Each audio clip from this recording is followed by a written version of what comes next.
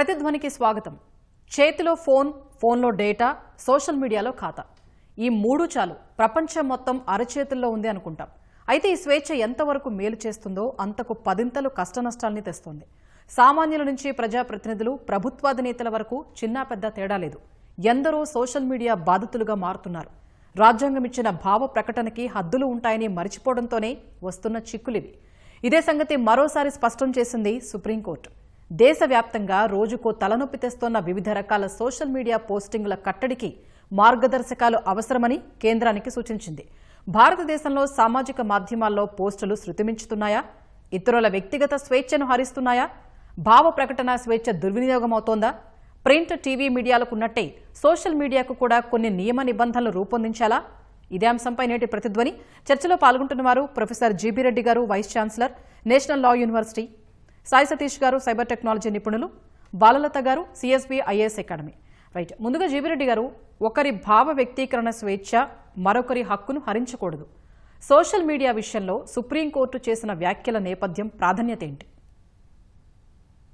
ఇప్పుడు మనము భావ ప్రకటన స్వేచ్ఛ రాజ్యాంగం ఇచ్చిన హక్కు అన్నది అందరికి తెలిసిన విషయమే.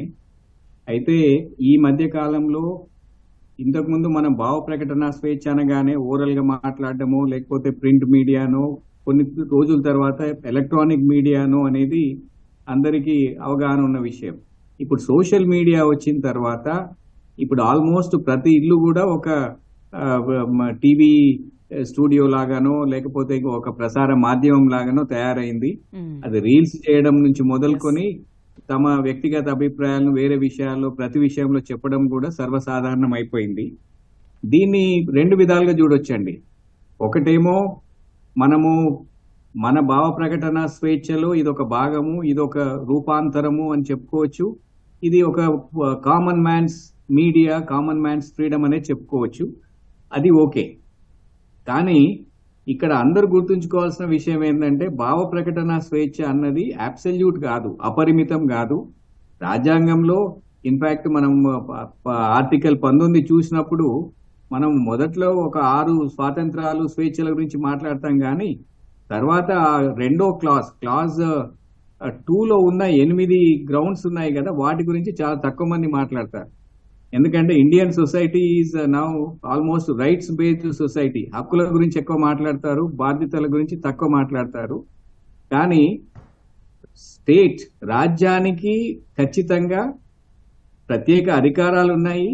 లార్జర్ పబ్లిక్ ఇంట్రెస్ట్ లో ఖచ్చితంగా ఈ వ్యక్తిగత స్వేచ్ఛను నియంత్రించే అధికారం అనేది ఈ స్టేట్ గవర్నమెంట్ కానీ, స్టేట్ కానీ, కేంద్ర ప్రభుత్వాలకు కానీ, ప్రభుత్వ అధికార సంస్థలకు కానీ ఉంటుందండి.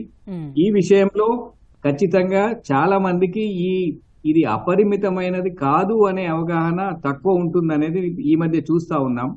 ఎందుకంటే ఈ భాషాపరమైన హింస కావచ్చు, ఐడియాలను విపరీత ఇన్ఫాక్ట్ ధోరణిలో దాన్ని వ్యక్తపరచడం కావచ్చు, కార్టూనిస్ట్ పని చేసుకుంటూ తర్వాత సోషల్ మీడియా ఇన్ఫ్లుయెన్స్ లో అవతారం ఎత్తి అగైన్ వాళ్ళు ఇష్టం వచ్చినట్టు మాట్లాడడం కావచ్చు. ఒక్కొక్కసారి ఇప్పుడు శ్రేయా సింగల్ కేసులో ఆ మధ్య 2015 సంవత్సరంలో సుప్రీంకోర్టు కొట్టేసింది ఒక సెక్షన్ ఇన్ఫర్మేషన్ టెక్నాలజీ యాక్ట్ లో. బాలాసాహెబ్ థాకరే గారు చనిపోయినప్పుడు ఒక చిన్న సోషల్ మీడియా పోస్ట్ పెట్టింది ఆమె కూడా లా స్టూడెంట్ ఉండే అప్పుడు.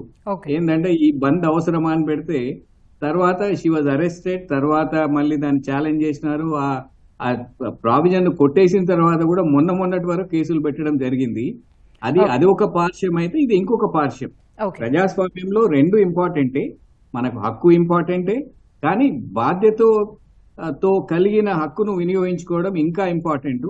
సోషల్ మీడియా వచ్చే వరకు కొంచెం విచ్చలవిడితనము, విశృంఖలత్వం అనేది అసలు పరిమితులు లేకుండా ఉపయోగిస్తున్నారనేది నా భావన. సుప్రీంకోర్టు ఈ మధ్య ఒక 3 సంఘటనలో చెప్పింది. అది అందరికీ అది సముచితంగా ఉందని నేను భావిస్తా ఉన్నా. అవసరం ఉంది, రెగ్యులేషన్ ఈజ్ నీడెడ్ అని. సాయి సతీష్ గారు, దేశ అత్యున్నత న్యాయస్థానం సుప్రీంకోర్టే స్వయంగా పరిమితులు గుర్తు చేసేంతగా సోషల్ మీడియాలో అసలు ఏం జరుగుతుంది? సోషల్ మీడియాలో చాలా మంది ప్రస్తుతం ఒకరినొకరు అబ్యూస్ చేసుకోవడానికి ఎక్కువ టైం ఇన్వెస్ట్ చేస్తున్నారండి. అవును. ముఖ్యంగా తీసుకుంటే యూత్, టీనేజర్స్ కూడా ఒకళ్ళు ఎవరైనా ప్రొడక్టివ్ గా పనిచేస్తుంటే వాళ్ళని ఎలాగా తొక్కాలి అన్నట్టుగానే విమర్శించటం. వాళ్ళకి ఎలాగ డిమోటివేట్ చేయాలన్నట్టుగానే చేస్తున్నారు. అంటే మనకి దాదాపు ఒక 30-40 మంచి పాజిటివ్ కామెంట్స్ వచ్చినా ఒక 2-3 నెగిటివ్ కామెంట్స్ వచ్చేసరికి ఆ 2-3 నెగిటివ్ కామెంట్స్ గురించి మన మైండ్ ఎక్కువగా ఆలోచిస్తుంటుంది. That's psychological fact. ఈ రోజుల్లో ఏంటంటే వాళ్ళు జీవితంలో సాధించలేని యాక్టివిటీస్ ఎవరైనా సాధిస్తుంటే వాళ్ళని అబ్యూస్ చేయడమే పనిగా పెట్టుకొని అబ్యూస్ చేస్తున్నారు. యాక్చువల్ గా మన దేశంలో వచ్చేసి కేవలం అలాంటివి అయితే కంట్రోల్ చేయాల్సిందైతే ఉంది, ఇంటెన్షన్ గా ఎవరైనా అబ్యూస్ చేస్తుంటే. బట్ ఒకప్పుడు ఏంటంటే పొలిటీషియన్స్ మీద కూడా చేశారని చెప్పి కొన్ని ఇష్యూస్ వచ్చాయి. ఆ తర్వాత వచ్చేసి సెక్షన్ 66A అని ఒకప్పుడు ఉండేది, ఇప్పుడైతే దాన్ని డిప్లికేట్ చేశారు. ఐటీ యాక్ట్ 66A ప్రకారం ఎవరినైనా అలా అబ్యూస్ చేస్తే వెంటనే తీసుకెళ్లి జైల్లో వేయడానికి అవకాశాలు ఉన్నాయి. కానీ ఇప్పుడు 66A అన్నది కంప్లీట్ గా స్క్రాప్ చేశారు. అది ఎందుకంటే ఫ్రీడమ్ ఆఫ్ స్పీచ్ దీన్ని హరిస్తుంది అన్న పేరుతోటి దాన్ని తీసేశారు. కానీ అది కూడా కొంతవరకు నిజమే, ఎందుకంటే ఒక చిన్న పొలిటికల్ గా కూడా ఏదన్నా ఒక కామెంట్ చేసినా లేదా ప్రొడక్టివ్ కామెంట్ చేసినప్పటికీ కూడా వాళ్ళ మీద 66A పెట్టేసరికి అది కరెక్ట్ గా వర్క్ అవ్వట్లేదు. ఫ్రీడమ్ ఆఫ్ స్పీచ్ హరిస్తుంది అనే పేరుతోటి దాన్ని స్క్రాప్ చేయడం జరిగింది సెక్షన్ 66A. మనం ఈ పర్టికులర్ కేసు వచ్చేసి మన మహారాష్ట్ర టైగర్ ఠాగూర్ ఆ టైంలో జరిగిందనమాట. సో ఇక్కడ వచ్చేసి మనం చేయాల్సింది ఏంటంటే న్యూ టైప్ ఆఫ్ లాస్ అయితే మనం ఖచ్చితంగా తీసుకొని రావాలి. పూర్తిగా డిఫరెన్షియేట్ చేయాలి, ఏది ఫ్రీడమ్ ఆఫ్ స్పీచ్, ఏది అబ్యూస్. ఫర్ ఎగ్జాంపుల్ ఎవరో ఒక ప్రొడక్ట్స్ అమ్ముతూ ఉంటారు ఆన్లైన్ లో, ఆ ప్రొడక్ట్స్ అమ్ముతున్న వాళ్ళని కూడా కంప్లీట్ అబ్యూస్ చేస్తున్నారు. సో చాలా మంది యూత్ తెలియాల్సింది ఏంటంటే అబ్యూస్ చేయడం వేరు, ఫ్రీడమ్ ఆఫ్ స్పీచ్ అనేది వేరు. సో ఒకళ్ళని మెంటల్ గా తగ్గించడము, ఒకళ్ళని సైకలాజికల్ గా డౌన్ చేయడం కోసం చాలా మంది అబ్యూసివ్ పదాలు వాడటం, ఇలాంటివన్నీ కూడా రాంగ్ గా ప్రవర్తిస్తున్నారు. దీనికైతే ఖచ్చితంగా గవర్నమెంట్ వాళ్ళు టైప్ ఆఫ్ యాక్ట్ ని మళ్ళీ తీసుకురావాలి. సెక్షన్ 66A ఎలాగైతే స్క్రాప్ చేశారో దీన్ని కొంచెం రివైజ్ చేసి గవర్నమెంట్ తీసుకుని రావాలి. దాదాపు 10 years నుంచి పెండింగ్ యాక్ట్ అనమాట ఇది. 10 years క్రితం చేయాల్సింది ఇప్పుడు ఆలోచిస్తుంది గవర్నమెంట్. ఓకే, బాలలత గారు, సోషల్ మీడియా రాకతో చాలా దేశాల్లో ప్రభుత్వాలే కూలిపోయాయి, చట్టాలు మారాయి, సంకెళ్లు తెగాయి, పరదాలు తొలగాయి. మన దేశంలో సామాజిక మాధ్యమాలు అలాంటి నిర్మాణాత్మక పాత్ర పోషిస్తున్నాయా? రవి కాంచని చోట కవి కాంచన్, కవి కూడా కాంచని చోట సోషల్ మీడియా కాంచన్. అంటే సోషల్ మీడియా యుగం అండి ఇది. సోషల్ మీడియా అనేది రెండు వైపులా పదునున్న కత్తి వంటిది. అంటే మనం ఇన్ఫర్మేషన్ అనేది ఇప్పుడు డెమోక్రటైజ్ అయ్యేంత, అంటే ఇన్ఫర్మేషన్ అందరి చేతిలో ఉంది, ఎవరైనా ఇన్ఫర్మేషన్ ఇవ్వగలరు. అంత గొప్ప ప్రజాస్వామ్యంలో మనం ఉన్నాం. అంతేకాదు పొలిటికల్ చాయిసెస్, పొలిటికల్ డెసిషన్స్ కూడా ఇన్ఫార్మ్డ్గా తీసుకుంటున్నాం. రీసెంట్గా రాయిటర్స్ జర్నలిజం వాళ్ళు ఇచ్చిన రిపోర్ట్ ప్రకారం భారతదేశంలో 63% మంది ప్రజలు వాళ్ళ నిర్ణయాలు సోషల్ మీడియా ద్వారానే, సోషల్ మీడియా చూసి దానివల్ల ఇన్ఫ్లుయెన్స్ అయి తీసుకుంటున్నారు. అంటే సోషల్ మీడియా అనేది సిటిజన్ జర్నలిజం పెంచేసింది. అందరూ ఇన్ఫర్మేషన్ ఇవ్వగలరు. ఏదైతే కన్వెన్షనల్ మీడియా అంటే ట్రెడిషనల్గా మీడియా ఇవ్వలేదో ప్రతి అంశం సోషల్ మీడియా డిస్కస్ చేస్తుంది. చిన్న అంశం కావచ్చు, పెద్ద అంశం కావచ్చు, ప్రతి అంశానికి సోషల్ మీడియాలో చోటు ఉంది. సో సోషల్ మీడియాలో రీసెంట్గా నిమిష ప్రియ కేసు చూసాం. అమ్మాయి కోసం క్రౌడ్ ఫండింగ్ కూడా సోషల్ మీడియా జరిగింది. అంతెందుకు స్త్రీల కోసం మీటూ మూమెంట్, అంటే ఇంత అన్యాయం జరుగుతుంది, ఎక్కడ వాళ్ళకి ఎటువంటి రీకోర్స్ లేనప్పుడు మీటూ మూమెంట్ అంతా సోషల్ మీడియాలో జరిగింది. సోషల్ మీడియా అనేది తీవ్రంగా తప్పు పట్టాల్సిన అవసరం లేదు. ఇన్ఫ్యాక్ట్ సోషల్ మీడియా, సామాజిక మాధ్యమాలు ఉండబట్టే మనం ఇంత డెమోక్రటైజ్ అయ్యాం, ఇంత ముందుకెళ్ళాం. కానీ ఈ సామాజిక మాధ్యమాల్లో చాలా నష్టాలు కూడా ఉన్నాయి వీటి వల్ల. ఉదాహరణకి అమెరికా డొనాల్డ్ ట్రంప్ 2017లో ఆయన క్యాంపెయిన్ మొత్తం దానిలో జరిగింది. అంతేందుకు 2014, 2019 ఈ మధ్య లాస్ట్ 10 సంవత్సరాల నుంచి భారతదేశంలో జరుగుతున్న ఎన్నికలు కూడా కంప్లీట్గా అంటే ట్రెడిషనల్ క్యాంపెయినింగ్ మానేసి సోషల్ మీడియా క్యాంపెయినింగ్. కానీ సోషల్ మీడియాలో ఒక పెద్ద అబద్ధాల పుట్ట, పోస్ట్ ట్రూత్, ఫాల్స్ ఇన్ఫర్మేషన్ అనేది విపరీతంగా. అంటే ప్రజలు, అంటే ఒక సామెత ఉంటుందండి, నిజం చెప్పులేసుకునే లోపే అబద్ధం ప్రపంచాన్ని చుట్టేసి వస్తుందని చెప్పి. అంత ఫాస్ట్గా సోషల్ మీడియా స్ప్రెడ్ అవుతుంది. మహాత్మా గాంధీ గారు ఫ్రీడమ్ స్ట్రగుల్ నడిపించడానికి 28 సంవత్సరాలు పట్టింది. అన్నా హజారే గారి అంటే anti corruption movement, Jan Lokpal movement నడిపించడానికి 28 రోజులు పట్టింది. దానికి కారణం సోషల్ మీడియా. సోషల్ మీడియా అంత ప్రభావవంతమైంది, అంత పవర్ఫుల్ అనమాట. కానీ దాన్ని మిస్యూజ్ కూడా అంతే చేస్తున్నారు. పొలిటికల్గా మిస్యూజ్ చేస్తున్నారు, ఉమెన్ని అబ్సీన్గా చూపించడం, ఏది పడితే అది మాట్లాడటం. అంతెందుకు రీసెంట్గా సుప్రీంకోర్టు తిట్టిన కేసు కూడా డిఫరెంట్లీ ఏబుల్డ్ వాళ్ళకి సంబంధించిన స్టాండప్ కామెడీ అనమాట. అంటే ఎవరైనా చూడలేరా, వినలేరా, వాళ్ళకి సంబంధించి కూడా కామెడీ అండి. రీసెంట్గా లాస్ట్ ఇయర్ తెలంగాణకు చెందిన ఒక IAS ఆఫీసర్, ఆవిడ మీడియా హ్యాండిల్ని వాడి, ఎక్స్ వాడి డిఫరెంట్లీ ఏబుల్డ్ వాళ్ళ మీద అనుచితమైన కామెంట్స్ చేస్తుంది. అది రైట్ అనుకుంటున్నారు. ఎవరు పడితే వాళ్ళు అంటే ఏ కమ్యూనిటీని పడితే ఆ కమ్యూనిటీని మనకు సోషల్ మీడియా ఉంది కదా అని చెప్పి అనేస్తున్నారనమాట. ఇలాంటివి ఆపాలి. ఎందుకంటే ఏదైనా కన్స్ట్రక్ట్గా నిర్మాణాత్మకంగా ఎవరు చెప్పినా ప్రతి పౌరుడికి హక్కు ఉంది. ఫ్రీడమ్ ఆఫ్ స్పీచ్ అందరికీ ఉంది. కానీ ఫ్రీడమ్ ఆఫ్ స్పీచ్లో కొన్ని పరిమితులు ఉన్నాయి. ఆర్టికల్ 19(1)A ఎంత పవర్ఫుల్లో ఆర్టికల్ 21 కూడా అంతే powerful. Article 21 right to life, right to Liberty, right to personal dignity and right to privacy. Social media వచ్చాక ఆంతరంగిక హక్కుకి అసలు అర్థమే లేకుండా పోయింది. ముఖ్యంగా పర్సనల్ డిగ్నిటీ కానీ ప్రైవసీ కానీ ఇవన్నీ పోయాయండి. పబ్లిక్లోకి ఒక మనిషి రావాలంటే, ముఖ్యంగా ఒక అమ్మాయి పబ్లిక్లోకి రావాలన్నా, ఒక డిసేబుల్డ్ ఉమెన్ పబ్లిక్లోకి రావాలన్నా అన్నిటికీ రెడీ అయిపోయి సోషల్ మీడియాలో ఓపెన్ అయిపోయి రావాలన్నమాట. అంటే ఒక వ్యక్తి జస్ట్ బయటికి రావాలన్నా భయపడాల్సిన పరిస్థితి ఈ సోషల్ మీడియా తీసుకొచ్చింది. ముఖ్యంగా మనం చూస్తే ఎంత పెద్ద వ్యక్తినైనా సరే ఎంత మాట పడితే అంత మాట సోషల్ మీడియాలో, అది ఎంత దేశం కోసం సమాజం కోసం ఎంత చేస్తున్నా మాట్లాడటం సోషల్ మీడియా చాలా ఈజీ అయిపోయింది. అంతేకాదండి, సోషల్ మీడియాలో ఉన్న ఇంటలెక్చువల్స్ కానీ ఎవరైతే చదువుకున్న వాళ్ళు కూడా దీన్ని ఖండించట్లేదు. ఇన్ఫ్యాక్ట్ దాన్ని చూసి ఆనందిస్తున్నారనమాట. నెగిటివిటీని చూసి ఆనందించే రోజులు బాగా ఎక్కువైపోయాయి. ఏదైనా సరే పాజిటివ్ వైబ్స్ని ప్రమోట్ చేయడం కాదు, అంత నెగిటివ్ వర్డ్ మనం అంటున్నాం అనమాట. ప్రతి ఒక్కరూ మాట్లాడతాడు ఆర్టికల్ 19(1)A అని చెప్పి. Article 19(1)A అపరిమితమైందా? దానికి లిమిటేషన్స్ లేవా? అండ్ ప్రతి ఒక్కడు కంటెంట్ ప్రొవైడరే. వాడు 10th క్లాస్ ఫెయిల్ అయినా సరే విపరీతంగా ఇంకోటి మీద కామెంట్స్ పెడతాడు. ఇవన్నీ ఎక్కడి నుంచి వస్తున్నాయి? ఇంత స్వేచ్ఛ ఏంటి అనేది మనం పనిష్మెంట్ సెవేర్గా లేవండి, సర్టనిటీగా లేవు. అంటే ఎంత పెద్ద పనిష్మెంట్ ఇచ్చామని కాదు, ఖచ్చితంగా పనిష్మెంట్ ఇచ్చావా లేదా అనేది లేదు.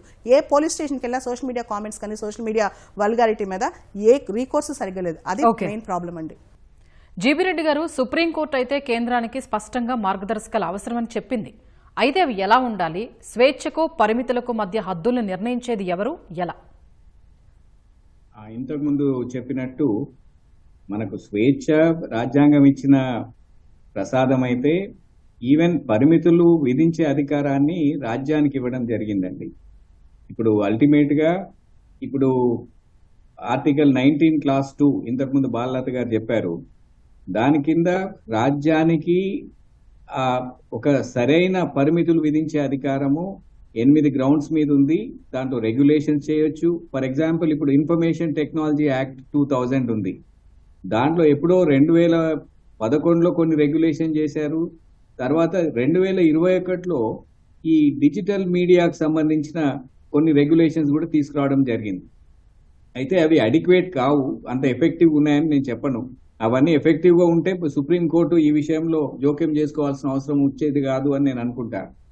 కానీ ఖచ్చితంగా పరిమితులు విధించాల్సిన అవసరం కానీ అధికారం కానీ రాజ్యానికి ఉంటుంది. పోలీస్ స్టేట్ అనం కానీ మనం రాజ్యాంగంలో మాట్లాడుతున్నప్పుడు పోలీస్ పవర్స్ అనే ఒక భాష ఉపయోగిస్తాం. పోలీస్ పవర్స్ అంటే పోలీస్ వాళ్ళకున్న పవర్స్ కాదు, వ్యక్తిగత స్వేచ్ఛల్ని మన సమాజ శ్రేయస్సు దృష్ట్యా నియంత్రించే అధికారానికి స్టేట్కి ఇచ్చినప్పుడు దాన్ని పోలీస్ పవర్స్ అంటారు. ఆ పవర్ను యూజ్ చేయాల్సిన అవసరం రాజ్యానికి ఉంది. ఎందుకంటే state is responsible for the entire society, ఒక పర్టికులర్ ఒక గ్రూప్కి సంబంధించింది కాదు. కాబట్టి వాళ్ళ అందరి ఇంట్రెస్ట్ కానీ రైట్స్ కానీ డిగ్నిటీ కానీ ప్రైవసీ కానీ వీటన్నిటిని దృష్టిలో పెట్టుకొని ఖచ్చితంగా ఒక బ్యాలెన్స్ చేసుకునే అవకాశం ఉండే విధంగా ఇట్లాంటి రెగ్యులేషన్స్ తీసుకొచ్చే అవసరం ఉందండి. స్టేట్ చేయాలి. దాంట్లో మనం సివిల్ సొసైటీ ఆర్గనైజేషన్స్ అయినా మిగతా వాళ్ళు కూడా సహకరించాల్సిన అవసరం ఉంది. ఎందుకంటే విచ్చలవిడితనం అనేది దాన్ని మనం వ్యక్తిగత స్వేచ్ఛ అనే దాని కింద జస్టిఫై చేయడానికి ఉండదు. అండ్ ఇది పోలీస్ రాజ్యం కాదు మనకు తెలుసు, అయినా కూడా ఇది రాజ్యానికి మాత్రమే అధికారం ఉంది. వ్యక్తిగతంగా ఇప్పుడు నా మీద ఎవరన్నా అనవసరమైన ఒక కామెంట్లు చేసినారు, పరువు నష్టం కలిగించారంటే నేను పరువు నష్టం కేసు వేసుకుంటాను, లేకపోతే ఇంకేదైనా క్రిమినల్ కేసు పెట్టుకుంటాను, అది వేరే ఇష్యూ. కానీ నియంత్రించే అధికారం మాత్రము రాజ్యానికి ఉంది, అది రాజ్యాంగం ప్రసాదించింది. ఖచ్చితంగా ఈ ఒకటేమంటామంటే లార్జర్ ఇంట్రెస్ట్ అంటే the larger welfare of the larger number of people is the best law అంటాం. అదేవిధంగా కొద్ది మంది స్వేచ్ఛలు ఏవైతే ఉన్నాయో వాటిని గౌరవించుకుంటూనే మొత్తం మిగతా వాళ్ళ స్వేచ్ఛల్ని కూడా హరించకుండా నియంత్రించే అధికారం రాజ్యానికి ఉంది. చట్టం చేయాల్సిన అవసరం ఉంది. సుప్రీంకోర్టు ఒక ఉత్ప్రేరకంగా పనిచేసిందని నేను చెప్తా. ఈ వర్క్ లైక్ ఏ క్యాటలిస్ట్.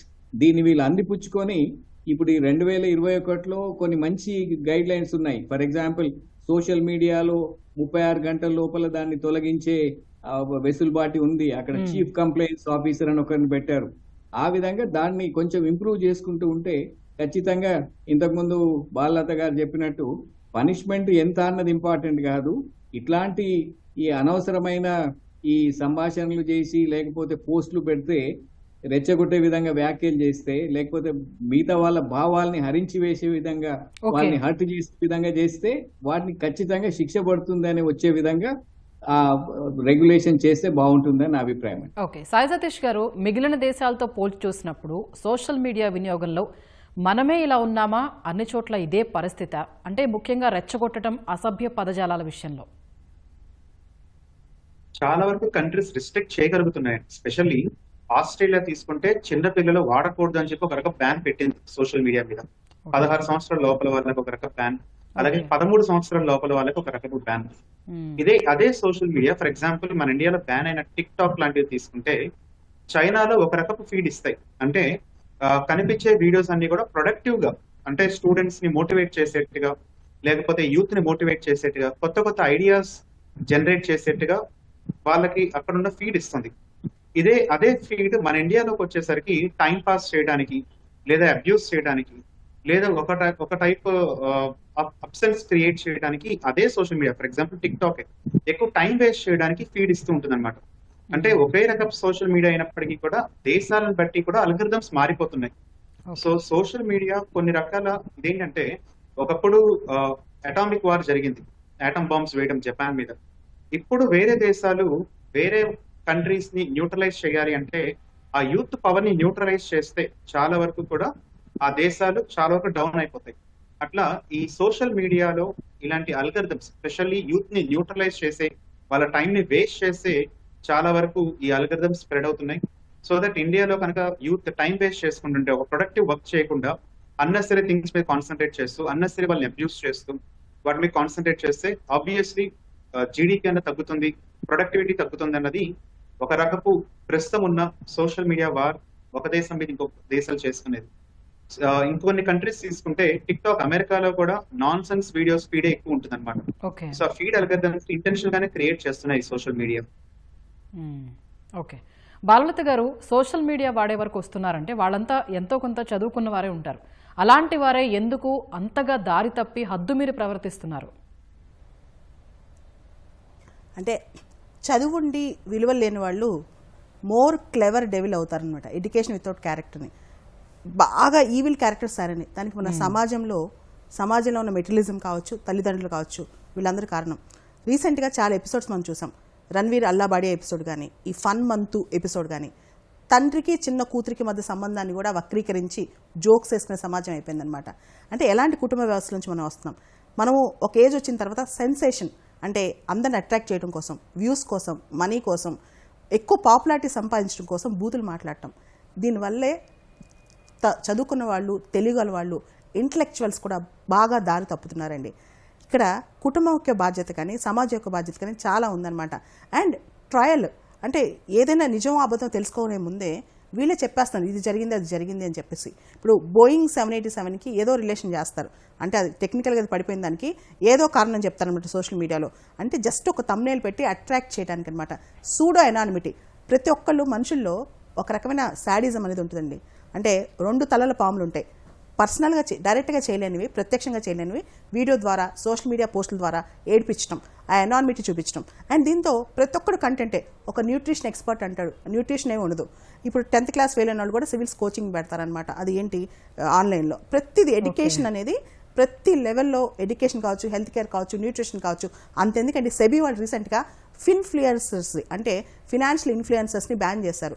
వాళ్ళు ఏం చేస్తారు, వాళ్ళకి వచ్చిన తప్పుడు సమాచారం చెప్పి ఆ స్టాక్ మార్కెట్స్ని దానిలో అలజడి ఎంత సృష్టిస్తున్నారనమాట. ఇవన్నీ కూడా చాలా ఎక్కువైపోయినాయి. సూడో కంటెంట్ అనేది ఈ ఆన్లైన్లో చాలా ఎక్కువైపోయింది. వీళ్ళందరూ కూడా సగం తెలుగు వాళ్ళు, పూర్తి స్థాయిలో చదివి వచ్చిన వాళ్ళు కాదు. వాళ్ళకున్న చిన్న ఇన్ఫర్మేషన్, ఫాల్స్ ఇన్ఫర్మేషన్ని విపరీతంగా స్ప్రెడ్ చేస్తారు. అంత ఎందుకండి, ప్రతి ఒక్క మనిషిలో నెగిటివ్ షేడ్ ఉంటుంది. ఏ మనిషి పర్ఫెక్ట్ కాదు. మదర్ తెరిసా గురించి మీకు తెలియని నిజాలు, మహాత్మా గాంధీ గురించి షాకింగ్ నిజాలు, జవహర్లాల్ నెహ్రూలో ఈ కోణం మీకు తెలుసా? అంటే అలాంటి వాళ్ళ దగ్గర నుంచి ఏం నేర్చుకున్నాం అనేది పోయి వాళ్ళకి సంబంధించిన వీళ్ళకి తెలిసి తెలియని వీళ్ళు ఎప్పుడు వాళ్ళని చూడాల ఒక నెగిటివ్ షేడ్ ఎక్కడో విన్న షేడ్ తీసుకొస్తారనమాట. ఇదంతా ఇంత సమాజంలో ఉన్నామా, వీళ్ళందరూ మనలాగా పుట్టారా అని ఆశ్చర్యం కలిగించే అంత, షాకింగ్ కలిగించే అంత ప్రభావం సొసైటీలో జరుగుతుందండి. దీనికి ప్రధానమైన కారణం ఆకర్షించడం, వ్యూస్ కోసం. వాళ్ళ ఇన్స్టాగ్రామ్కి వచ్చే లైక్స్, ఫేస్బుక్ వచ్చే లైక్స్, సోషల్ మీడియా వీడియోస్కి వచ్చే లైక్స్, దాంతోపాటు పొలిటికల్ కంటెంట్. ఈ పొలిటికల్ కంటెంట్ మేజర్ అండి. మెయిన్గా పెయిడ్ ఛానల్స్ ఉంటాయి అనమాట. ఈ సోషల్ మీడియాలో కూడా కంప్లీట్ పెయిడ్ అయిపోయి ఒకళ్ళు ఒకళ్ళు దూషించుకోవటం, ఒకళ్ళ మీద ఒకళ్ళు అటాక్స్ చేసుకోవటం, ఇష్టం వచ్చినట్టు భాష మాట్లాడటం, ఇవన్నీ రిస్ట్రైంట్. మెయిన్గా ఇంత పెద్ద సోషల్ మీడియాలో ఈ కంటెంట్ని సెన్సార్ చేయడం చాలా కష్టం. ఇంత కంటెంట్ చేయలేమండి. సెన్సర్షిప్, సెల్ఫ్ రిస్ట్రైంట్ అంటే స్వీయంగా స్వతహాగా వాళ్ళు నియంత్రించుకోవాలి. అలా నియంత్రణ లేదనమాట. ప్రతి ఒక్కళ్ళు అంటే ఒక రాక్షస రూపం అనేది మనుషులో బయటపడుతుంది ఈ సోషల్ మీడియా వల్ల. దీనికి ప్రధానంగా మీడియాకున్నంత రిస్ట్రైంట్ సోషల్ మీడియాకి లేకపోవడం. మనకి digital personal data protection act ఉంది, ఇన్ఫర్మేషన్ టెక్నాలజీ యాక్ట్ 2000 ఉంది, ఇన్ఫర్మేషన్ టెక్నాలజీ ఇంటర్మీడియరీ రూల్స్ ఉన్నాయన్నమాట. దాంతోపాటు భారతీయ న్యాయ సంహితలో కూడా చాలా ప్రొవిజన్స్ ఉన్నాయి. కొత్తగా ఆన్లైన్ సంబంధించిన చాలా ప్రొవిజన్స్ వచ్చాయి. ఇన్ని వచ్చినా సరే డిలేడ్ జస్టిస్ అంటే జస్టిస్ డెలివరీ సిస్టంలో ఇలా సోషల్ మీడియా కంటెంట్ విషయంలో కాగ్నిజెన్స్ సరిగ్గా లేకపోవడం వల్లే చాలా ఇబ్బందులు పడుతున్నామండి. దాంతో చాలామంది సూడో డాక్టర్స్, సూడో సైంటిస్టులు ప్రతి ఒక్కళ్ళు కంటెంట్ ప్రొవైడర్స్ అయిపోయారు. దీనివల్ల కూడా సోషల్ మీడియాలో ప్రభావం చాలా విపరీతంగా ఉంది. ముఖ్యంగా సెన్సేషనిజము, పాపులిజం కోసం అంటే ప్రజల్ని ఆకర్షించడం, వ్యూస్ తెప్పించడం కోసం. మీరు చూడండి, క్వాలిటీ ఉన్న డిబేట్ ఎవరు చూడు. అదే ఒకరి గురించి నెగిటివ్గా చెప్పామనుకోండి, అది ఎక్కువ చూస్తారనమాట. దీని మీద అంటే కన్సంప్షన్ కూడా అలానే ఉంది. మనము కంటెంట్ క్రైసిస్ అంటాం. కంటెంట్ క్రైసిస్ అంటే ప్రాపర్ కంటెంట్ ప్రొడ్యూస్ చేయలేక చెత్త కంటెంట్ని కన్సంప్షన్ అనేది పెరిగిపోతుంది అనమాట. అంటే మన యూత్ ఎటుపోతుంది, మన తల్లిదండ్రులు సమాజంలో ఏం నేర్పిస్తున్నారు, సొసైటీ ఏం నేర్పిస్తుంది. ఒక సమాజంలో ఒక వ్యక్తిలో ఎన్నో లోపాలు ఉంటాయి. ఆ వ్యక్తిలో లోపాలు ఎత్తి చూపించి దానికి ఎక్స్ట్రాగా యాడ్ చేసేసి ఒక కథ సృష్టిస్తారనమాట. ఇదంతా చాలా వచ్చింది. అమితాబ్ బచ్చన్ దగ్గర నుంచి రోడ్డు మీద వెళ్ళే ఒక వ్యక్తి వరకు ప్రతి ఒక్కరిని సోషల్ మీడియా ఆడేసుకుంటుంది.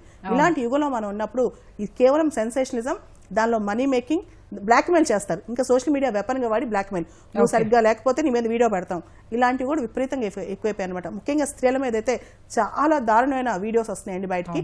ఎప్పుడు ఏ వీడియో చూడాల్సి వస్తుందని చెప్పి గుండె కొట్టుకుంటా ఉంటుంది అనమాట అందరికీ.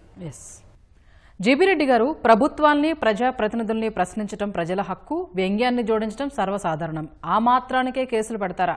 చాలా సందర్భాల్లో వచ్చే ప్రశ్న ఇది.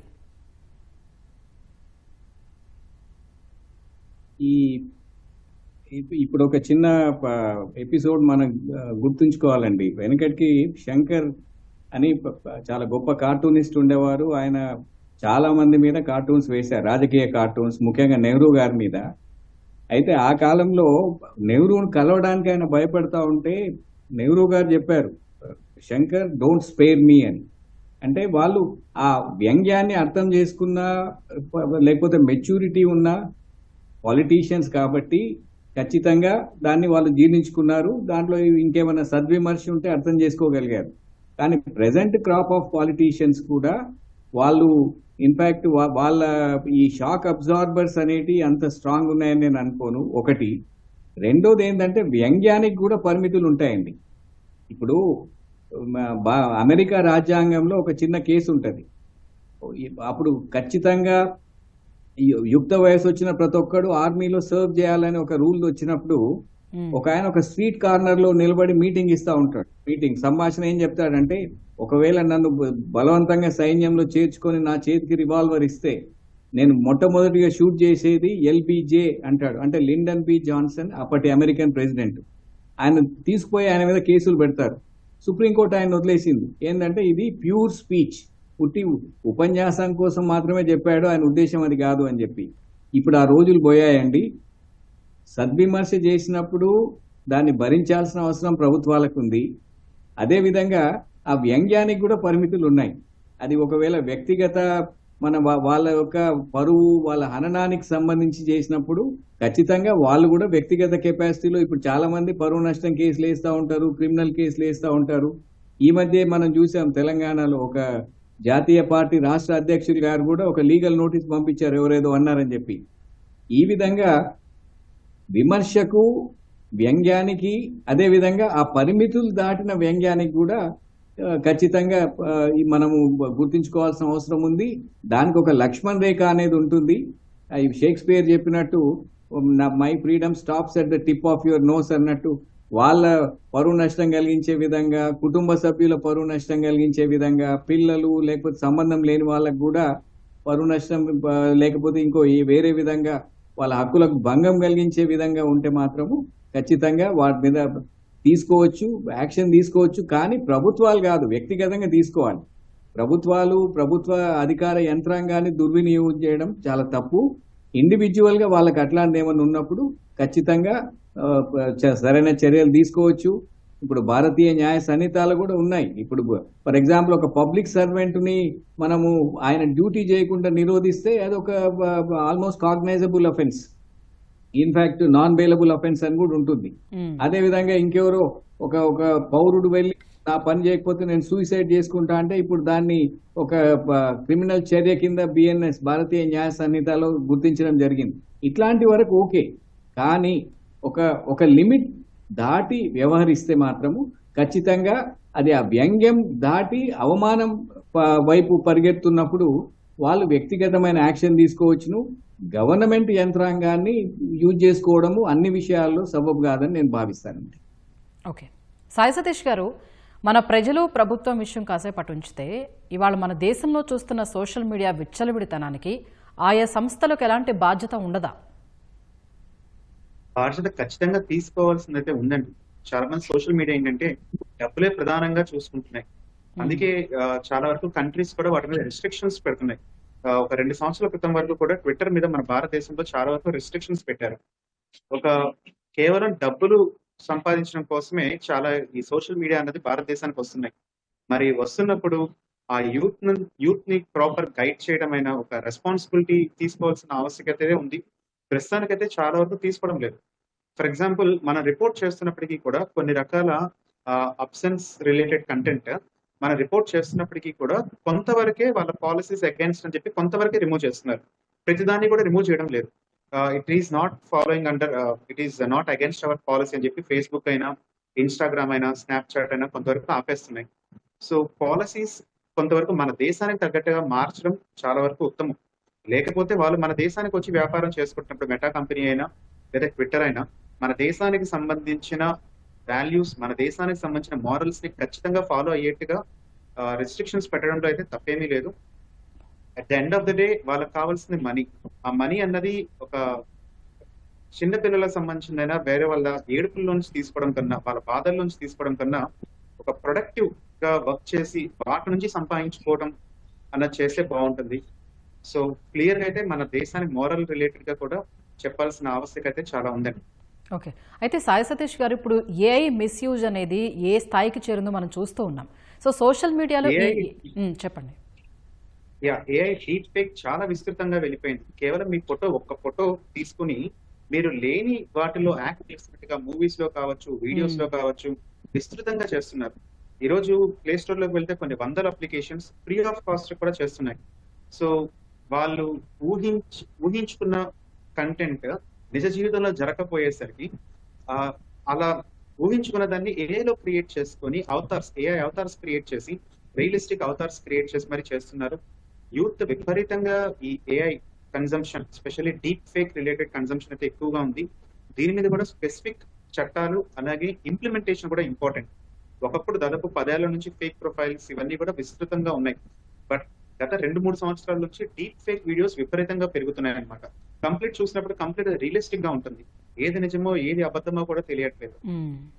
సో ఇంకోటి ఇందాక చెప్పిన ఠాకూర్ కదండి, బాల్ ఠాకరే గారు, పొరపాటు నేను ఠాకూర్ అని చెప్పాను. సో బాల్ ఠాకరే గారి వీడియో వల్ల సెక్షన్ 66 ఇది కూడా ఒకటి స్క్రాప్ చేయడం జరిగింది. సో ఏఐ విపరీతంగా ప్రభావం ఉంది. డీప్ ఫేక్ చాలా వరకు వీటిని రిస్ట్రిక్ట్ చేయాల్సిన అవసరం అయితే చాలా ఉంది. ప్రతి కంట్రీ కూడా వాళ్ళ ఓన్ ఎజెండా ఉంటున్నాయి. సో మన దేశం కూడా మోరల్స్ రిలేటెడ్ గా యాక్ట్లు అలాగే ప్రైవసీ తీసుకురావాలి. ఓకే, బాలలత గారు, ఇప్పుడు తిట్టడం, బెదిరించడం ఒక్కటే కాదు, ఫేక్ న్యూస్ని వ్యాప్తి చేయడం, లేదంటే వ్యక్తిగత డేటా దుర్వినియోగం, వీటి పరంగా సోషల్ మీడియా విసురుతున్న సవాళ్ళు ఏంటి? అవి ఎంత నష్టం చేస్తున్నాయి? ముఖ్యంగా సోషల్ మీడియాలో మనకు ఒక ప్రిన్సిపల్ ఉంటుందండి, హార్మ్ ప్రిన్సిపల్ అని. జేఎస్మిల్ చెప్తారు ఇది. ఆయన ప్రకారం ఏంటంటే, నువ్వు ఎంతైనా నీ స్వేచ్ఛ వాడుకో, కానీ పక్క వాళ్ళకి హాని కలిగించినంత వరకు నీ స్వేచ్ఛ అని చెప్పి. కానీ ఇప్పుడు డీప్ ఫేక్ వీడియోని ఉదాహరణకి చూడండి. విపరీతంగా అంటే మనం చెప్పంది చెప్పినట్టు, మాట్లాడింది మాట్లాడినట్టు అవన్నీ కూడా భయంకరంగా చూపిస్తున్నారు. అనేది ఇంకా చౌకగా మనకు అందుబాటులోకి రాబోతుంది. సో నిజానికంటే అబద్ధానికి విలువ పెరిగిపోతుంది అనమాట. అంతేకాదు ఈ మొత్తం కంప్లీట్గా ఈ సోషల్ మీడియా వల్ల నేరాలు, క్రైమ్స్ ఇవన్నీ బాగా పెరుగుతున్నాయి. అంతేకాదు వల్గారిటీ, అబ్సినిటీ, ఏదైతే ఇంతకుముందు తప్పు అని భావిస్తామో, సమాజంలో ఇది కరెక్ట్ కాదని భావిస్తామో, మొత్తం సోషల్ కస్టమ్స్ కానీ మన సమాజంలో ఉండే పరిస్థితులు ఇవన్నీ కూడా ఈ మొత్తం సోషల్ మీడియా వల్ల కంప్లీట్గా సొసైటల్ వాల్యూసే మారిపోయాయని చెప్పొచ్చండి. సమాజంలో ఉన్న విలువలు కానీ ముఖ్యంగా సోషల్ మీడియాలో మిస్లీడింగ్ కంటెంట్ అనేది, అంటే మనల్ని తప్పుదోవ పెట్టే కంటెంట్ కానీ, మిస్ఇన్ఫర్మేషన్ కానీ విపరీతంగా ఉంది. 1% కూడా అసలు అన్ని అబద్ధాలే ఉంటాయి.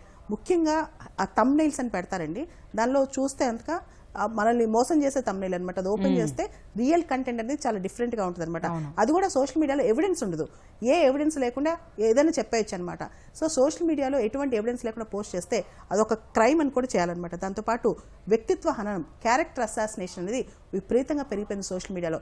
ఎంత పెద్ద వ్యక్తినైనా క్యారెక్టర్ అసాసినేషన్ అనేది చాలా తెలిగి చేసేస్తున్నారు అనమాట. దాంతోపాటు యంగ్ మైండ్స్, ఏదైతే చిన్న మనసులు ఉంటాయో లేకపోతే యువకులు ఉంటారో వాళ్ళ యొక్క ప్రభావం అనేది సోషల్ మీడియా వల్ల వాళ్ళు ప్రభావితమై చాలా మందిని వాళ్ళు కూడా వల్గర్ వర్డ్స్ యూజ్ చేయటం అనేది చేస్తున్నారనమాట. దాంతోపాటు చాలా దేశాల్లో social media de addiction start అయిపోయిందనమాట. అంటే ఎడిక్షన్ స్టార్ట్ అయ్యి తర్వాత డీ అడిక్షన్, వాటి నుంచి ఎలా బయటకు రావాలి, నీకు ఇన్స్టా లేదా లేకపోతే ఫేస్బుక్ లేదా, ఇవి లేకపోతే పెద్ద నేరం అనమాట. అంటే నీకు సమాజంలో నీకు పాత్ర లేనట్టు. రియల్ వరల్డ్కి ప్యారలల్గా అంతకంటే గొప్పగా వర్చువల్ వరల్డ్ అనేది విపరీతంగా స్టార్ట్ అయిపోయిందండి. ఈ వర్చువల్ వరల్డ్లో అందరికీ నష్టమే జరుగుతుంది. ముఖ్యంగా ప్రతి ఒక్కళ్ళు మనం చూస్తే యావరేజ్గా ఒక ఇండియన్ యంగ్ పర్సన్ 4 నుంచి 5 గంటల పాటు సోషల్ మీడియాలో గడుపుతున్నాడంట. అంతేకాదు మన అటెన్షన్ స్పాన్, మిగతా జీవితంలో అవసరమైన అంశాల పట్ల మన అటెన్షన్ స్పాన్ అనేది 3 నుంచి 8 సెకండ్ల మధ్య ఉందంట. అంతే. అంటే ఒక అంశం మీద మనం అటెన్షన్ పెట్టేది ఎందుకు, సోషల్ మీడియాలో అంత ఫాస్ట్ న్యూస్ వచ్చేస్తున్నాయి. దాంతో మనకు అటెన్షన్ కూడా 2 నిమిషాల న్యూస్ కావాలి, 1 నిమిషం న్యూస్ కావాలి. రియల్ కంటెంట్ ఎవరు చదవట్లా, వీడియోస్ ద్వారా సోషల్ మీడియాలో వచ్చే కంటెంట్ చదువుతున్నారు. దీనివల్ల ఏమవుతుందంటే అంత ఫేక్, ఫాల్స్ స్ప్రెడ్ అవుతుంది అనమాట. పొలిటికల్గా ఇన్ఫ్లుయెన్స్ జరుగుతుంది, దాంతోపాటు సోషల్ వాల్యూస్ మారిపోతున్నాయి, అండ్ యంగ్ మైండ్స్ మారిపోతున్నాయి, ఎడ్యుకేషన్ వాల్యూస్ మారిపోతున్నాయి, ఈవెన్ మన భాష, సంస్కృతి కూడా మారిపోతుంది. అంటే ఏదైతే quality of language, quality of culture ఉందో అది కూడా డిప్లీట్ అయిపోతుంది. మొత్తం మన భాష, మన సంస్కృతి కూడా నిర్వీర్యం అయిపోతున్నాయి ఈ సోషల్ మీడియా వల్ల. దాంతోపాటు మీరు చూస్తే ఏదైతే ఫాల్స్ కంటెంట్ ఉందో దానికి వ్యూవర్షిప్ కూడా విపరీతంగా ఉంది. దీనికి గల కారణం ఏంటి అనేది కూడా మనం కూడా విశ్లేషించాలి. మన యువత ఎట్టుపోతుంది, వాళ్ళకి యాక్టివిటీస్ ఏమీ లేవా, వీటికి సంబంధించి కూడా ఆలోచించాలండి. కాబట్టి ఏదైతే మన కంటెంట్ ఉందో ఆ కంటెంట్ ఎవరు ప్రొవైడ్ చేస్తున్నారు, ఎలా ప్రొవైడ్ చేస్తున్నారు. అందుకనే సుప్రీంకోర్టు నిన్న చెప్పింది సోషల్ మీడియా గైడ్లైన్స్ తెమ్మని చెప్పి సుప్రీంకోర్టుకి చెప్పింది. సుప్రీంకోర్టు ప్రభుత్వానికి చెప్పింది ఖచ్చితంగా గైడ్లైన్స్ రావాల్సిందే. సోషల్ మీడియా కంటెంట్ కూడా పూర్తి స్థాయిలో గైడ్లైన్స్ రావాలి. అదేవిధంగా సోషల్ మీడియా ఇంటర్మీడియరీస్, ఎవరైతే యూట్యూబ్ ప్రొవైడర్స్, ఈ ప్లాట్ఫామ్ ప్రొవైడర్స్ ఉంటారో వాళ్ళకి సేఫ్ హార్బర్ క్లాజ్ ఎంతవరకు, తప్పుని స్ప్రెడ్ చేయనంత వరకు, ఏదైనా రాంగ్ న్యూస్ స్ప్రెడ్ చేయనప్పుడు అంతవరకు సేఫ్ హార్బర్. ఒక్కసారి వాళ్ళు తీయలేదనుకోండి, కొన్ని గంటల్లో 36 గంటల్లోనో 48 గంటలు తీసేలేదనుకోండి, వాళ్ళు కూడా లైబుల్ అవ్వాలి, ఖచ్చితంగా అవ్వాలి. ఎందుకంటే తప్పు న్యూస్కి not only the person who he's posted, ఎవరైతే పోస్ట్ చేస్తారో వాళ్ళే కాదు, ప్లాట్ఫామ్ కూడా లైబుల్ చేయాలి. అప్పుడే సోషల్ మీడియా కంటెంట్లో చాలా మార్పు వస్తుంది. అంతేందుకు ఇప్పుడు ఎక్స్ కావచ్చు, డొనాల్డ్ ట్రంప్ యొక్క ట్రూత్ కావచ్చు, వీటిలో వచ్చేదంతా కూడా ముఖ్యంగా క్యారెక్టర్ అసాసినేషను, ఫాల్స్ న్యూస్, పొలిటికల్గా కూడా రాంగ్ న్యూస్ అనమాట. ఇవన్నీ జరుగుతున్నాయి. రీసెంట్గా కూడా మనం చూసాం, కేంబ్రిడ్జ్ అనలిటికా అనే సంస్థ మెటా అంటే ఫేస్బుక్ డేటా వాడి అమెరికన్ ఎలక్షన్స్ని ఎలా ఇన్ఫ్లుయెన్స్ చేస్తున్నాయి. ఇవన్నీ కూడా అంటే పూర్తి స్థాయిలో ఒక దేశ అధ్యక్షునే మార్చేంత ప్రభావం సోషల్ మీడియాకు ఉంది. కాబట్టి ఇదంతా నెగిటివ్ ఇంపాక్ట్ కలగకుండా సోషల్ మీడియాని నియంత్రణ చాలా అవసరం. Okay, right. జీబీ రెడ్డి గారు, ప్రింట్, టెలివిజన్ మాధ్యమాలకు కొన్ని గైడ్లైన్స్ ఉన్నాయి. అవి సోషల్ మీడియాకు వర్తించవా? ప్రస్తుతం ఉన్న చట్టాల్లో ఎలాంటి మార్పులు చేయాల్సి ఉంటుంది? ప్రస్తుతానికి భారతదేశంలో చట్టాలు చాలానే ఉన్నాయి. ఇప్పుడు మీరు చెప్పినట్టు ప్రింట్ మీడియాకి, టెలివిజన్ మాధ్యమానికి సంబంధించి ఇప్పుడు కేబుల్ టీవీ రెగ్యులేషన్ యాక్ట్ ఉంది, అదేవిధంగా ఇన్ఫర్మేషన్ టెక్నాలజీ యాక్ట్ 2000 ఉంది, తర్వాత అమెండ్మెంట్స్, రెగ్యులేషన్స్ వచ్చాయి. భారతీయ న్యాయ సంహితాలో కూడా కొన్ని ప్రావిజన్స్ ఉన్నాయి. అంతకన్నా ముందు ఇండియన్ పీనల్ కోడ్, భారతీయ శిక్షా స్మృతిలో కూడా 153A, 153B అని 2 సెక్షన్స్ ఉండేవి. ఏంటంటే దాంట్లో వివిధ వర్గాల మధ్య లేకపోతే వ్యక్తుల మధ్య వైషమ్యాలు కలిగించే విధంగా ఎవరైనా మాట్లాడినా, స్ప్రెడ్ చేసినా దాంట్లో పనిష్మెంట్ ఉండేది, కానీ చాలా అరుదుగా దాన్ని పోలీస్ వాళ్ళు ఉపయోగించేవాళ్ళు. అయితే ఇప్పుడు ఇవన్నీ ఇంతకుముందు వక్తలు చెప్పినట్టు AI డ్రివెన్ టెక్నాలజీ అనేది వచ్చింది. దీంట్లో మనకు సంబంధం లేకుండా కూడా ఒక్కొక్కసారి మన వాయిస్ వినిపిస్తూ ఉంటుంది, అదేవిధంగా మన క్యారెక్టర్ అనేది కనిపిస్తూ ఉంటుంది ఒక వీడియోలో, ఆడియోలో, ఇంకెక్కడో. అయితే ఇట్లాంటి వాటిని నియంత్రించడానికి ఇన్ఫాక్ట్ ఏఐ ఎథిక్స్ అనేది కూడా ఒకటి అవసరం ఉంటుంది. కోడ్ ఆఫ్ ఎథిక్స్ అన్నది ఈ 2021 ఈ సోషల్ మీడియా గైడ్ లైన్స్ లో కొంతవరకు దాన్ని వర్తింపజేయొచ్చు, కానీ అవి అన్ని ఏరియాలను కవర్ చేయవు. అందుకోసమని సోషల్ మీడియా ఒక కేంద్రీకృతంగా ప్రత్యేకమైన గైడ్ లైన్స్ ను చేయాల్సిన అవసరం ఉంది. ఇప్పుడు మీరు ఈ గత 3 కేసుల్లో సుప్రీంకోర్టులో జరిగిన వాదనలు కానీ తెలియపరిచిన అభిప్రాయాలను కానీ మీరు చూస్తూ ఉంటే ఈ అటార్నీ జనరల్ గారు, సొలిసిటర్ జనరల్ గారు ఇన్ఫాక్ట్ వాళ్ళు అసలు సుప్రీంకోర్టు వాళ్ళే గైడ్ లైన్స్ ఫ్రేమ్ చేస్తే బాగుండు అని అభిప్రాయం వ్యక్తం చేసినట్టు కనిపిస్తూ ఉంటుంది. కానీ ఇది అల్టిమేట్ గా గవర్నమెంట్ వాళ్ళు చేయాలి, కానీ ఆ గైడ్ లైన్స్ కూడా పరిమితులు ఉంటాయి. ఎందుకంటే ఈ టెక్నాలజీకి చట్టాలకు మధ్యలో ఏదైతే రేస్ ఉంటుందో ఆ రేస్ లో ఎప్పుడు చూసినా టెక్నాలజీ గెలుస్తుంది, చట్టం అనేది స్లోగా ఉంటుంది. ఇదే విషయంలో సోషల్ మీడియా విషయంలో కూడా ఖచ్చితంగా ప్రత్యేకమైన గైడ్ లైన్స్ తీసుకురావాల్సిన అవసరం ఉంది. వాటిని స్పెసిఫిక్ గా ఓన్లీ సోషల్ మీడియాకి సంబంధించినే చెప్పాల్సి వస్తుంది. ఎందుకంటే ప్రతి ఒక్కరికి ఒక యూట్యూబ్ ఛానల్, ఇంకేదో హ్యాండిలో, ఇంకేదో ఉంటుంది. కాబట్టి వాటిని మొత్తం రెగ్యులేట్ చేయాలంటే సేఫ్ హార్బర్ క్లాజ్ అన్నది ఈ ఇన్ఫర్మేషన్ టెక్నాలజీ యాక్ట్ లో ఉంది. ఇంతకుముందు బాలలత గారు చెప్పారు సెక్షన్ 79 కింద.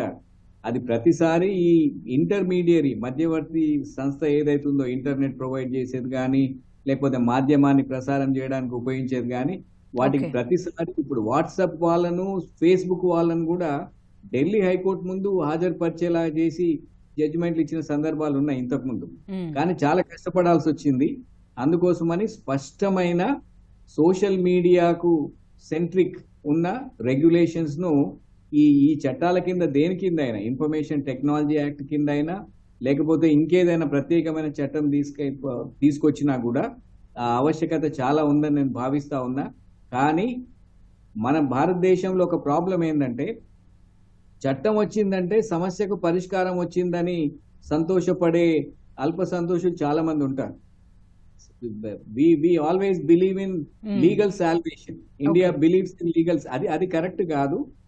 ఉన్న చట్టాలను కూడా కరెక్ట్ గా ఉపయోగించుకుంటే ఇట్లాంటి పోకడలను కొంతవరకు అరికట్టొచ్చు.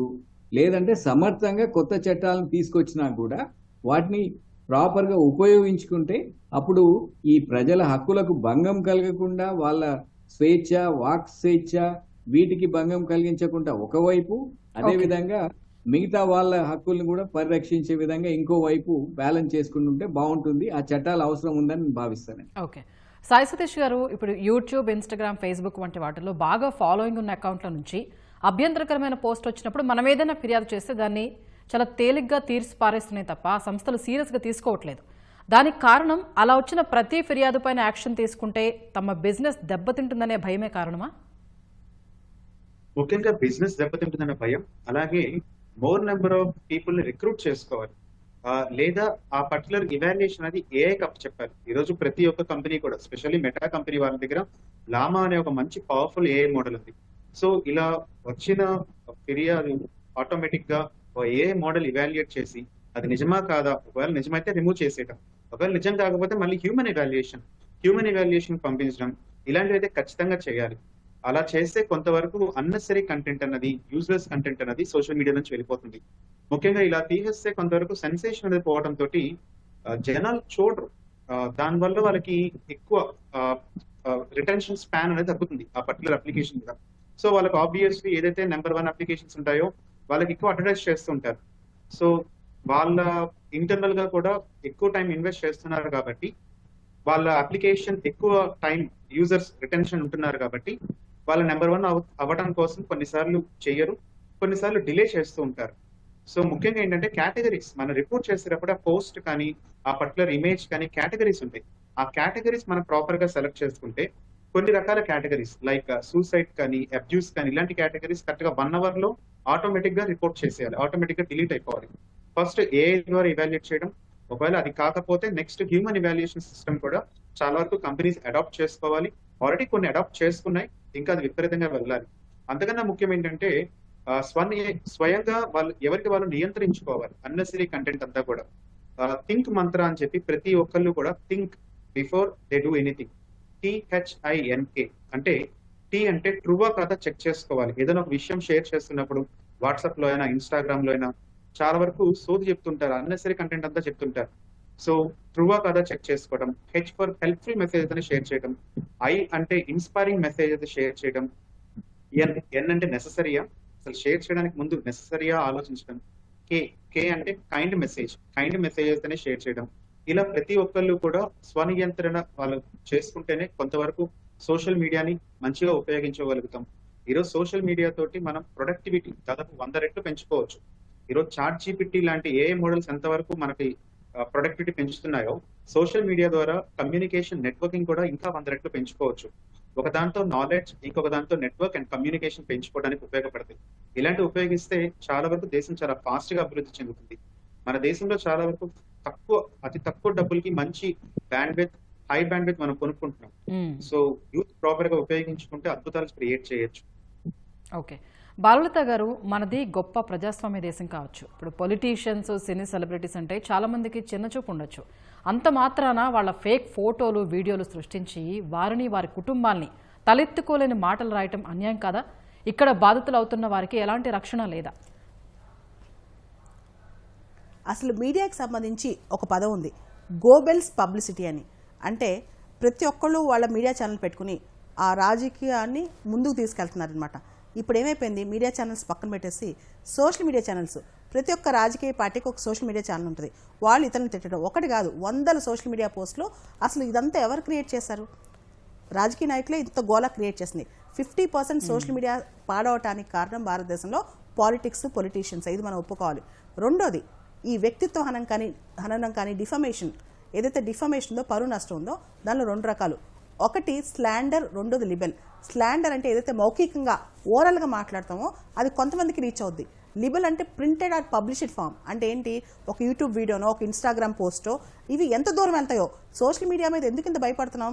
ఒక పోస్ట్ పెడితే ఒక గంటలో ఒక్కోసారి లక్షల మంది చూస్తారు. ప్రపంచంలో ఏ మూల నుంచి ఏ మూలకైనా చూడొచ్చు. ఇదే మేజర్ ప్రాబ్లం అండి. అండ్ రెండోది అతి ముఖ్యమైనదంటే ఇన్యూయాండో అంటే ఏంటంటే ఇండైరెక్ట్ ప్రిఫరెన్స్. పరోక్షంగా ఒక వ్యక్తిని తిట్టడం అనమాట. రీజనబుల్గా ఎవరైనా అర్థం చేసుకుంటారు. ఉదాహరణకి మాస్టర్ బ్లాస్ట్ అన్నాం అనుకోండి, సచిన్ టెండూల్కర్. ఇండియాలో చాలా అందగత్త అన్నాం అనుకోండి, ఐశ్వర్య రాయ్. చాలా మందికి తెలిసే విషయం. అంటే రీజనబుల్ మ్యాన్ అర్థం చేసుకునేంత డిస్క్రిప్షన్ ఇచ్చి ఆ వ్యక్తి గురించి రాసేసి చెప్పేస్తారనమాట. ఇలాంటి వ్యక్తిత్వ హననం చేయడానికి ఈ మధ్య ఇండైరెక్ట్గా మీరు ఒక చిన్న క్వశ్చన్ అండి, Janaki versus state of Kerala అని చెప్పి ఒక కేసు జరిగింది. జానకి అంటే ఒక సినిమాకి ఒక పవిత్రమైన ఒక పేరు ఎందుకు పెట్టారు అంటే, భారతదేశంలో ప్రతి అమ్మాయి సీతే కదా. అంటే ఏ అమ్మాయిని ఏమన్నా ఏమీ కాదు, కానీ కేవలం జానకి సినిమా మీదే ఇంత వచ్చింది కదా. అంటే ప్రతి అమ్మాయి గురించి పోస్ట్ కావచ్చు, ఈవెన్ ఫిల్మ్ స్టార్స్ కావచ్చు, వాళ్ళు కూడా పాపం ఏదో వృత్తి కోసం ఇక్కడికి వచ్చారు, ప్రొఫెషన్ కోసం చేస్తున్నారు. కానీ ఏమవుతుందంటే యూట్యూబ్ ఛానల్స్ ఒకరి మీద ఒకరి పోటీకి, ఈ ఇన్స్టా కానీ, యూట్యూబ్ కానీ, ఫేస్బుక్ కానీ, ఇది క్రియేట్ చేసేది కూడా మనలాంటి మనుషులే. విశృంఖలం అంటే దాటేసిన సమాజ నియంత్రణలు దాటేసిన వ్యక్తులు అనమాట. దీనికి ప్రధానమైన కారణం ఏంటంటే, ఎవరైనా ఏదైనా అనొచ్చు. ఈ యూట్యూబ్ ఛానల్ ఫేస్ పెట్టుకుని లేదా రీల్స్ పెట్టేసుకుని ఎవరినైనా ఏదైనా చేయొచ్చు అనమాట. ఇటువంటి ఇది వచ్చింది. దాంతోపాటు వల్గారిటీ, లాంగ్వేజ్ ఇవన్నీ కూడా. సో దీనికి ప్రధానమైన కారణం ఏంటంటే భయం లేకపోవటం, పనిష్మెంట్స్ లేకపోవటం. దీన్ని మనం గట్టిగా చేయగలిగితే కనుక చాలా ఈజీగా హ్యాండిల్ చేయొచ్చు. ముఖ్యంగా సెలబ్రిటీస్ లైఫ్ అనేది పబ్లిక్లో అందరికీ కావాలి, అండ్ పొలిటీషియన్స్ లైఫ్ అనేది పబ్లిక్లో అందరికీ కావాలి. అంటే పబ్లిక్ లైఫ్ వచ్చిన తర్వాత ఎవరైనా ఏదైనా అనొచ్చు అనే దానిలోకి వెళ్ళిపోయారనమాట. దీనిలో ఒక చాలా థిన్ లైన్ ఉందండి పబ్లిక్ లైఫ్కి, ప్రైవేట్ లైఫ్కి. ఫ్రీడమ్ ఆఫ్ స్పీచ్, భావ వ్యక్తీకరణకి, నియంత్రణకి కూడా చాలా థిన్ లైన్ ఉందన్నమాట. ఆ లైన్ దాటి బిహేవ్ చేస్తున్నారు. అండ్ ఏదైతే రాజ్యాంగంలో ఉందో 8 రిస్ట్రిక్షన్స్, ఆర్టికల్ 19 క్లాస్ 2లో ఉన్న రిస్ట్రిక్షన్స్ కాకుండా భారత సమాజంలో కొన్ని విలువలు ఉన్నాయి. ఆ విలువలు కాపాడకుండా ఆ విలువలు పాడు చేస్తున్నారు మన సోషల్ మీడియాలో. కాబట్టి సోషల్ మీడియా అనేది ఎంత మంచి చేస్తుందో అంత చెడు కూడా చేస్తుంది. ముఖ్యంగా ఆడపిల్లలకు కూడా అంతే చెడు చేస్తుందని చెప్పొచ్చు. రైట్ అండి, ధన్యవాదాలు బాలలత గారు, సాయి సతీష్ గారు, జీబీ రెడ్డి గారు. ఇది వాటి ప్రతిధ్వని.